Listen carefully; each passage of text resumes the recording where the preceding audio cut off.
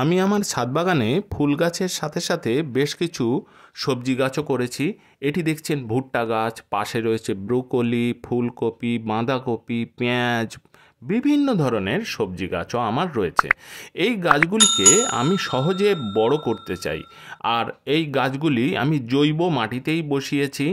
এতে প্রচুর পরিমাণে জৈব সার রয়েছে। এই যে গাছটি দেখছেন এটি মটর গাছ।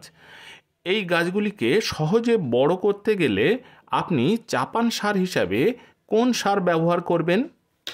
এবছর সব গাছই আমি দানা থেকে চারা তৈরি করেছি।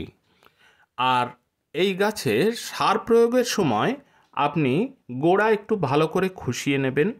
আর গাছের বৃদ্ধির জন্য আপনি নাইট্রোজেন জাতীয় সার বেশি ব্যবহার করতে পারেন। যেহেতু এই মাটিতে প্রচুর জৈব সার রয়েছে, তারপরেও আপনি উপর থেকে চাপান সার হিসেবে আপনি নাইট্রোজেন সার হিসেবে ইউরিয়া সার অল্প করে ব্যবহার করতে পারেন। এতে আপনি প্রচুর সুফল পাবেন। এর দামও কম, আর এতে 46% মানে 46% নাইট্রোজেন রয়েছে, যেটি আপনার সবজি গাছ, ফুল গাছ প্রভৃতি গাছের ভেজিটেটিভ গ্রোথে খুব সাহায্য করে। গাছে সার দেওয়ার আগে মাটিকে অবশ্যই আলগা করে নেবেন, হালকা করে একটু খুঁচিয়ে নেবেন, যাতে মাটিতে খুব সহজেই এই সারটি মিশে যায় এবং গাছের শিকড়ে পৌঁছায়। আর তার সাথে খেয়াল রাখবেন গাছে অতিরিক্ত জল কখনোই দেবেন না।